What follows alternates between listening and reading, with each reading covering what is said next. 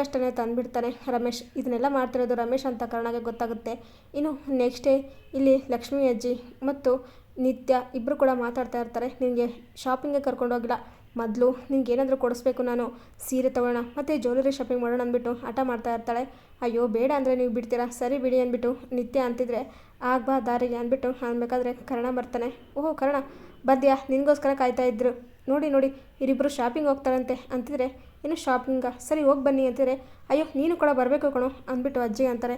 ಏನು ನಾನಾ ಅಂದ್ಬಿಟ್ಟು ಇಲ್ಲಿ ಕೆಲಸನೆಲ್ಲ ನೋಡ್ಕೊಳ್ತಾನೆ. ಸರಿ ಮಧ್ಯಾಹ್ನವರೆಗೂ ಏನು ಕೆಲಸ ಇಲ್ಲ, ಬೇಗ ಹೋಗ್ಬಿಟ್ಟು ಬಂದ್ಬಿಡ್ಬೋದು ಅಂದ್ಬಿಟ್ಟು ಕರ್ಣ ಅಂತಿದ್ರೆ, ಸರಿ ಆಯಿತು ನೀನು ಮತ್ತು ನಿತ್ಯ ಹೋಗಿ ಬಂದ್ಬಿಡಿ, ನನಗೆ ಕೆಲಸ ಇದೆ. ಮರ್ತೋಗ್ಬಿಟ್ಟೆ, ನಾನು ನನ್ನ ಫ್ರೆಂಡ್ ಇದ್ದಾಳಲ್ವಾ ಮೀನಾ, ಅವಳ ಭೇಟಿ ಮಾಡೋಕೆ ಹೋಗಬೇಕು, ಪ್ಲೀಸ್ ಕಣೋ Karna, please please please please ಅಂತ ಹೇಳ್ಬಿಟ್ಟು ಇಲ್ಲಿ ಲಕ್ಷ್ಮಿ ಅಜ್ಜಿ ಅಂತಿದ್ರೆ, ಅದೇಗಾಗುತ್ತೆ ಬಂಗಾರಿ, ನೀನು ತಾನೇ ಶಾಪಿಂಗ್ಗೆ ಬರ್ತು ಅಂತ ಹೇಳಿದ್ದು, ನೀನು ಬರಲೇಬೇಕು, ನಿಮ್ಮ ಫ್ರೆಂಡ್ನ ನೆಕ್ಸ್ಟ್ ಟೈಮ್ ಮೀಟ್ ಮಾಡೋಕ್ಕಾಗಲ್ವಾ ಅಂತಿದ್ರೆ, ಇಲ್ಲ ಕಣೋ ಆಗಲ್ಲ ಕಣೋ ಪ್ಲೀಸ್. ನಿತ್ಯ ಬೇಡನೇ ಅಂದು ಶಾಪಿಂಗ್ಗೆ, ನಾನೇ ಫೋರ್ಸ್ ಮಾಡಿ ಒಪ್ಪಿಸಿದ್ದೀನಿ, ಈಗ ಬೇಡ ಅಂದರೆ ಅವಳು ಬೇಜಾರಾಗಲ್ವಾ, ನೀವಿಬ್ಬರು ಹೋಗಿ ಬನ್ನಿ ನಿಧಾನವಾಗಿ ಆರಾಮಾಗಿ, ನಿಂಗೇನು ಬೇಕೋ ನಿತ್ಯ ಅದೆಲ್ಲ ತಗೋ, ಸಂಕೋಚ ಪಟ್ಕೋಬೇಡ ಅಂದ್ಬಿಟ್ಟು ಅಂತಾರೆ ಲಕ್ಷ್ಮಿ ಅಜ್ಜಿ. ಸರಿ ಆಯಿತು ಅಂದ್ಬಿಟ್ಟು ನಿಧಿಗೆ ತುಂಬಾ ಖುಷಿಯಾಗುತ್ತೆ ಕರ್ಣ ಜೊತೆ ಶಾಪಿಂಗ್ ಅಂದ ಕಲೆ. ಹೋಗಿ ಹೋಗಿ ಹೋಗಿ ಅಂದ್ಬಿಟ್ಟು ರಮೇಶ್ ಕಳಿಸ್ತಾನೆ. ಆಹಾ ಏನಪ್ಪ ದೇವರೇ, ನಾನು ಅಂದ್ಕೊಂಡಿದ್ದೆ ಒಂದು ಆಗ್ತಿರೋದೇ ಒಂದು ಅಂದ್ಬಿಟ್ಟು ಖುಷಿ ಆಗ್ತಿದ್ರೆ, ಹೆಂಗೆ ನನ್ನ ಪ್ಲ್ಯಾನು ಅಂದ್ಬಿಟ್ಟು ಲಕ್ಷ್ಮಿ ಅಜ್ಜಿ ಅಂತಿದ್ರೆ, ಒಳ್ಳೆ ಕೆಲಸನೇ ಮಾಡಿದೆ, ರೋಗಿ ಬಯಸಿದ್ದು ಹಾಲುವನ್ನ, ಡಾಕ್ಟರ್ ಹೇಳಿದ್ದು ಹಾಲುವನ್ನ ಅಂದ್ಬಿಟ್ಟು ಇಲ್ಲಿ ರಮೇಶ್ ಅಂತಾರೆ. ಇನ್ನು ನಿಧಿ ವೆಯ್ಟ್ ಮಾಡ್ತಾ ಇರ್ತಾರೆ ಪೇಷಂಟ್ಗೋಸ್ಕರ. ಆಗ ಒಂದು ಹೆಂಗ್ಸ್ ಬಂದುಬಿಟ್ಟು, ಮೇಡಮ್ ಬೇಗ ಬನ್ನಿ madam, urgent madam, delivery patient madam ಅಂದ್ಬಿಟ್ಟು ಅಂತಾರೆ. ಏನು ಹೌದಾ ಎಲ್ಲಿ ಅಂತಿದ್ರೆ, ಇಲ್ಲೇ ಮೇಡಮ್ ಅಂದ್ಬಿಟ್ಟು ಅಡ್ರೆಸ್ ಹೇಳ್ತಾರೆ. ಸರಿ ಈಗಲೇ ಬರ್ತಾಯಿದ್ದೀನಿ ಅಂದ್ಬಿಟ್ಟು ಇಲ್ಲಿ ನಿಧಿ ಗಾಡಿ ಹುಡ್ಕೊಂಡು ಫುಲ್ ಬೀದಿ ಎಲ್ಲ ಸುತ್ತಾ ಇರ್ತಾಳೆ. ಆಗ ಎಲ್ಲಿ ಕೂಡ ಪೇಷಂಟ್ ಕಾಣಿಸ್ತಾನೆ ಇರೋದಿಲ್ಲ. ಏನಪ್ಪ ಮಾಡೋದು ಅಂದ್ಬಿಟ್ಟು ನಿಧಿ ಇಲ್ಲಿ ಹುಡುಕ್ತಾ ಇದ್ರೆ, ಸರ್ ಇಲ್ಲಿ ಯಾರೋ ಡೆಲಿವರಿ ಪೇಷಂಟ್ ಅಂತ ಎಲ್ಲಿದ್ದಾರೆ ಅಂತಿದ್ರೆ, ಅಲ್ಲಿದ್ದಾರೆ ನೋಡಿ ಅಂದ್ಬಿಟ್ಟು ನಗ್ತಾ ಇರ್ತಾರೆ. ಸರ್ ಡೆಲಿವರಿ ಪೇಷಂಟು ಅಂತಿದ್ರೆ, ಇಲ್ಲಿದ್ದಾರೆ ನೋಡಮ್ಮ ಅಂದ್ಬಿಟ್ಟು ತೋರಿಸ್ತಾರೆ. ಆಗ ಮೇಡಮ್ ಡೆಲಿವರಿ ಪೇಷಂಟ್ ಅಂದರೆ ಇಲ್ಲಿ ಯಾರು ಕಾಣಿಸ್ತಾನೆ ಇಲ್ಲ ಅಂತಿದ್ರೆ, ಅಯ್ಯೋ ಇವರೆಲ್ಲ ಕಳ್ಳನ ಮಕ್ಕಳು ಓಡಿಸ್ಬಿಟ್ಟಿದ್ದಾರಮ್ಮ ಅಂದ್ಬಿಟ್ಟು ಅಲ್ಲಿ ಅಳ್ತಾ ಇದ್ದರೆ, ಅಯ್ಯೋ ಆ ಡೆಲಿವರಿ ಪೇಷಂಟು ನಾಯಿ ಅಂದ್ಬಿಟ್ಟು ಇಲ್ಲಿ ವ್ಯಕ್ತಿ ಹೇಳ್ತಾನೆ. ನಾಯಿ ಆದರೆ ಏನು, ಅದು ಕೂಡ ಜೀವ ಇದೆ ತಾನೆ, ನೀವು ಈ ರೀತಿ ಮಾಡಿದ್ರೆ ಸರಿಗಿರಲ್ಲ ಅಂದ್ಬಿಟ್ಟು ಇಲ್ಲಿ ನಿಧಿ ಬೇಜಾರು ಮಾಡ್ಕೊಂಡು ಅಲ್ಲಿಂದ ಗಾಡೀಲಿ ಹೋಗ್ತಾ ಇರ್ತಾಳೆ. ಇದನ್ನೇ ತಮಾಷೆ ಆಗಿ ನೋಡ್ತಾ ಇರ್ತಾರೆ ರಮೇಶ್ ಮತ್ತು ನಯನತಾರ.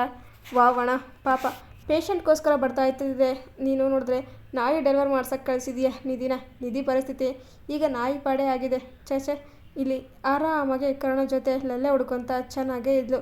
ಈಗ ಸ್ವಂತ ಕ್ಲಿನಿಕ್ ಅಂತೆ, ಬಿಸ್ನೆಸ್ ಅಂತೆ, ಏನಣ್ಣ ಇವ್ಳು ಪಾಡು ಅಂದ್ಬಿಟ್ಟು ಅಂತ ಇದ್ದರೆ, ಹೌದು ಮತ್ತೆ ಕರ್ಣ ನಿಧಿ ನಿತ್ಯ ಜೀವನದಲ್ಲಿ ಬಿರುಗಾಳು ಬೀಸ್ಬೇಕಂದ್ರೆ ಈ ರೀತಿ ಆಟ ಆಡಲೇಬೇಕು ಅಲ್ಲ ನಾಯನ, ನೋಡ್ತಾ ಇರು ಇನ್ನು ಯಾವ ರೀತಿ ಆಟ ಆಡ್ತೀನಿ ಅಂತ ಅಂದ್ಬಿಟ್ಟು ಇಲ್ಲಿ ರಮೇಶ್ ಅಂತಾರೆ.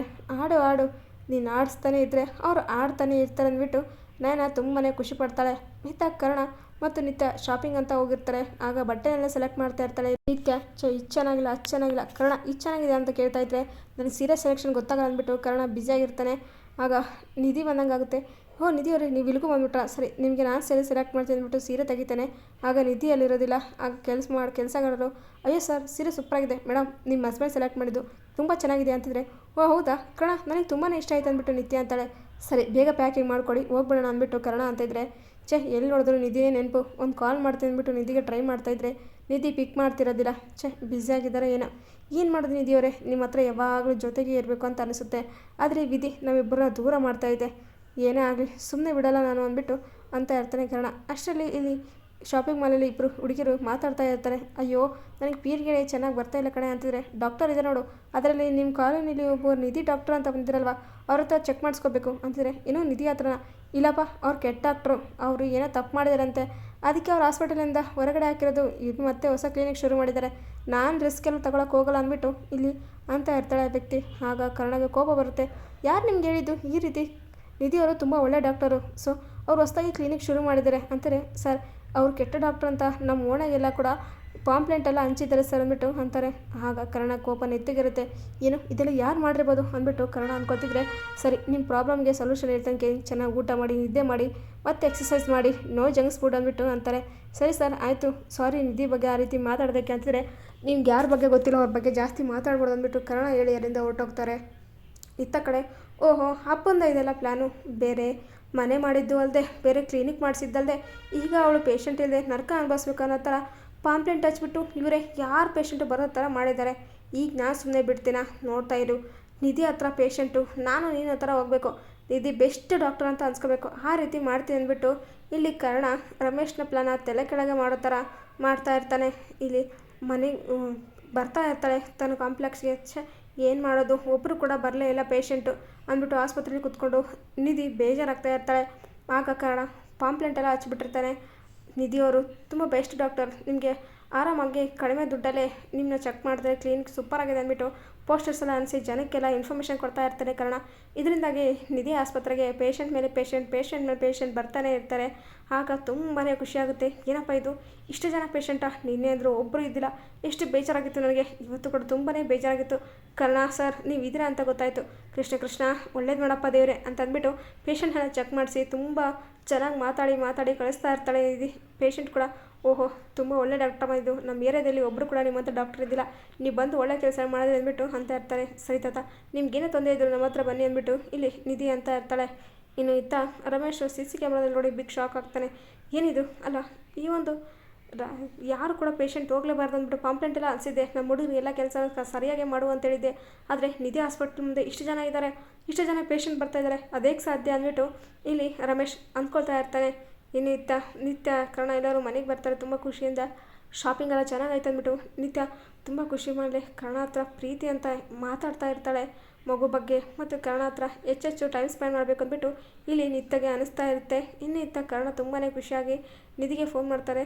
ಏನ್ರಿ ಹೇಗಿದೆ ನಿಮ್ಮ ಕ್ಲಿನಿಕ್ ಅಂತಿದ್ರೆ, ಸರ್ ಸೂಪರ್ ಆಗಿದೆ ಸರ್, ನಿನ್ನೆ ಅಂತ ಒಬ್ಬರು ಪೇಷಂಟ್ ಬಂದಿಲ್ಲ ಅಂತ ಬೇಜಾರಾಗಿತ್ತು, ಇವತ್ತು ಕೂಡ ಹಂಗೆ ಅನಿಸಿತ್ತು, ಆದರೆ ಹೇಳಬಾರ್ದು ಅಷ್ಟು ಜನ ಬರ್ತಾ ಇದ್ದಾರೆ, ನನಗಂತೂ ತುಂಬ ಖುಷಿ ಆಗ್ತಿದೆ.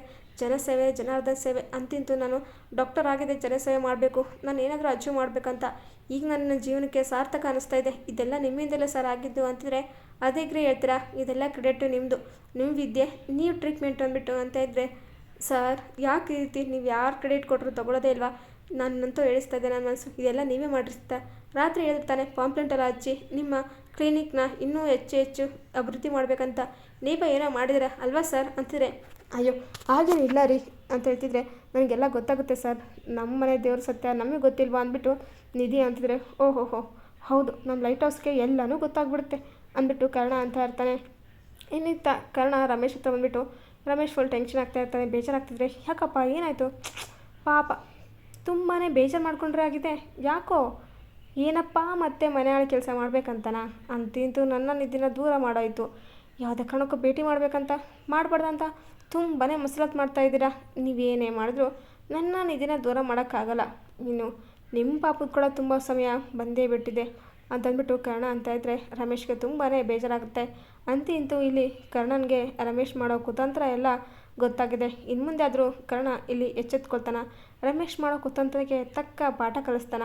ರಮೇಶ್ಗೆ ಈಗಾದರೂ ಬುದ್ಧಿ ಬರುತ್ತಾ, ನಿತ್ಯಗೆ ಸತ್ಯ ಯಾವಾಗ ಗೊತ್ತಾಗುತ್ತೆ, ಕರ್ಣ ಇಲ್ಲಿ ನಿಧಿನ ಪ್ರೀತಿ ಮಾಡ್ತಿರೋ ಸತ್ಯ ನಿತ್ಯ ಗೊತ್ತಾದರೆ ಸುಮ್ಮನೆ ಇರ್ತಾಳ, ಇಲ್ಲಾಂದರೆ ಕರ್ಣನ ನಿಧಿ ಪ್ರೀತಿ ಮಾಡ್ತಾಳೆ ವಿಚಾರ ಗೊತ್ತಿಲ್ಲದೇ ಕರ್ಣನ ಹಚ್ಕೊಂಡು ಬಿಡ್ತಾಳ. ಹಾಗಾದರೆ ಇತ್ತ ಕಡೆ ರಮೇಶ್ ಮುಂದೆ ಏನೆಲ್ಲ ಆಟ ಆಡ್ತಾನೆ ನಿಧಿ ಕರ್ಣ ಜೀವಂತನ ಅಂತ ನೋಡೋಣ. ಈ ವಿಡಿಯೋ ನಿಮಗೆ ಇಷ್ಟ ಆದರೆ ಪ್ಲೀಸ್ ಲೈಕ್ ಮಾಡಿ, ಶೇರ್ ಮಾಡಿ, ಕಮೆಂಟ್ ಮಾಡಿ. Thank you for watching.